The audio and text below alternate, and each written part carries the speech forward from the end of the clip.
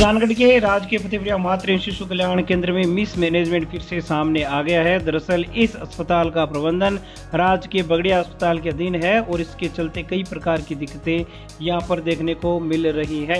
यहां के चिकित्सा कर्मियों ने महिला गार्ड के खिलाफ मोर्चा खोल दिया है। महिला गार्ड के श्रीदेवी पर आरोप लगा है कि उनका व्यवहार चिकित्सा कर्मियों व मरीजों के परिजनों के प्रति सही नहीं है। इस बारे में अस्पताल के चिकित्सा कर्मियों ने ज्ञापन कार्यवाही पीएमओ डॉक्टर दिलीप सोनी को सौंपा है और बताया है कि 24 जून 2023 को सुबह ड्यूटी के दौरान गायनिक वार्ड में कार्यरत नर्सिंग ऑफिसर राकेश कुमारी के साथ तू तड़ाके से महिला गार्ड के श्रीदेवी ने बात की और अभद्र व्यवहार किया।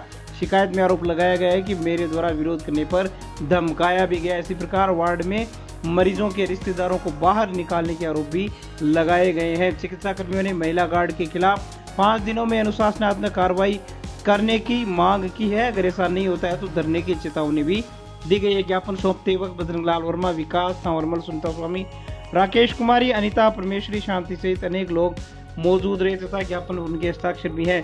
दूसरी ओर इस बारे में महिला गार्ड ने कहा है कि मैं अस्पताल में लड़कों को घुसने नहीं देती हूं, बेवजह के लोगों को अस्पताल के वार्डों में प्रवेश नहीं करने देती हूं, इसलिए मेरा विरोध किया जा रहा है। लेबर रूम में डिलीवरी होने पर चिकित्सा कर्मियों द्वारा बधाई लिए जाने का आरोप भी महिला गार्ड द्वारा लगाया गया है। महिला गार्ड का कहना है कि मैं भ्रष्टाचार का विरोध करती हूं, इसलिए अस्पताल का स्टाफ मिलकर मुझे हटाना चाहता है। उन्होंने कहा कि मेरा किसी से कोई झगड़ा नहीं है। आप भी दोनों पक्ष सुनिए और तय कीजिए कि कौन सच्चा है और कौन झूठा है। जी, ये सुबह की 24 तारीख को शनिवार की घटना है और हम ड्यूटी कर रहे थे तो केसर देवी ने मुझे बिना मतलब ही आँख दिखाई और तू तोड़ा के मैं बात करी और मुझे कहा है कि तुझे देख लूँगी। इससे अब मैं बहुत ही सुरक्षा की फील कर रही हूँ। अगर मेरे साथ कुछ होता है तो इसकी जिम्मेदारी के लिए हमने आज पीएमओ सर को ज्ञापन दिया है और उसको समझाने की वो किसी की नहीं सुनती है। पूरे हॉस्पिटल में वीडियो कॉल चालू रखती है, किसी की सुनती नहीं है। वो वहाँ पे लेबर रूम में औरतें ऐसे ही प्राइवेसी में हम रखते हैं, उनके सामने वीडियो कॉल रखती है, स्टाफ उसको धमकाता है तो वो बिल्कुल किसी की नहीं मानती, वो अपनी मर्जी करती है। हमने कई बार डॉक्टर्स को उनको भी बोला, उन्होंने भी समझाने की कोशिश की लेकिन उन्होंने किसी की नहीं मानी है। पूरा स्टाफ अब उससे तंग आ चुका है और सब मिलकर चाहते हैं कि या तो हमारी सुरक्षा गार्ड दिया है उसकी ड्यूटी से नियमित लगाई जाए ताकि हमारी सुरक्षा के लिए, ना कि हमसे लड़ाई या झगड़ा करने के लिए। तो मेरी यही है कि उसके साथ अनुशासनात्मक कार्यवाही जल्द से जल्द हो। मेरे कोई स्टाफ से कोई झगड़ा नहीं हुआ है। मैं बगड़िया हॉस्पिटल में 3 साल ड्यूटी कर सकी हूँ। मैं बहन भाइयों से रिश्ते रखती हूँ। गाइनिंग में 3 महीना से चल रही है तो गाइनिंग की स्टाफ सब बधाई लेती है। जो बधाई का मैं विरोध करती हूँ तो वो हटाना चाहते हैं मेरे को। कोई पैसे टांग कोई मैं गलत व्यवहार नहीं करती।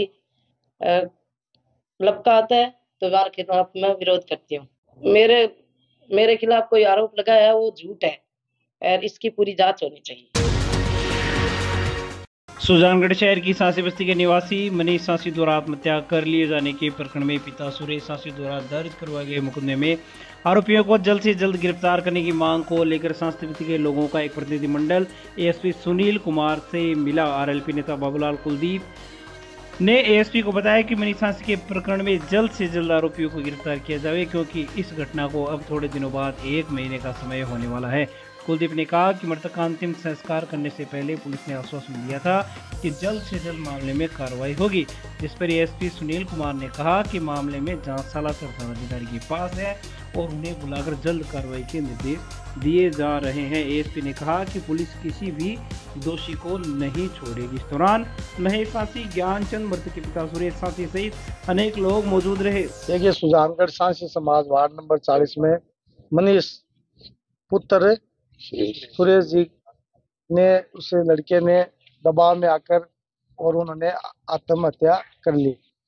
तो हम सब ने मिलकर के सांसी समाज के लोगों ने थाने पर उस बॉडी को रखा और थाने वालों ने विश्वास में लेकर हमने भी थानेदार सीआई साहब से बात की, दिलीप सिंह जी, मीणा जी, उनसे बात, उन्होंने विश्वास में लेकर उस बॉडी का अंतिम संस्कार कराया। उन्होंने कहा कि आपके साथ न्याय होगा, कानूनी कार्रवाई हम पुरजोर करेंगे। लेकिन उनके साथ जो बात की थी वो बात बदल गए, उन्होंने किसी तरह की कोई कार्रवाई नहीं की, वो आवेश में आ गए। और 9 जून की ये घटना है। बाद में ये पुआर लेकर के एसपी साहब के सामने पेश हुई। एसपी साहब ने अब उनकी फाइल सालासर एसएचओ साहब को जांच के लिए दिए। कल साहब को हमने एडिशनल एसपी साहब से बात की। साहब ने कहा कि कल सुबह आप आना। अभी हम घर पे सभी सांसी समाज की महिलाएं, सारे जो मौजूद लोग हैं उनके साथ हम मिले। उन्होंने संतुष्ट आश्वासन दिया है कि मैं 10 दिन के अंदर अंदर इस बच्चे को न्याय दिलाऊंगा। सांसी समाज के साथ किसी तरह का अन्याय नहीं होने दूंगा। और हमें और सांसी समाज पे को पूरा विश्वास है कि एडिशनल साहब ने जो बात कही है वो 5-7 दिन में पूरी करेंगे। और हमारे सामने जो आयु है, जिनको जांच दी है सालासर थानेदार जी को, उनको शाम को बुलाया है और उनके सामने सारी घटनाक्रम की बात करके इस बच्चे को न्याय दिलाने की का हमें आश्वासन दिया। हम पूरी तरह से एडिशनल एसपी साहब से संतुष्ट है।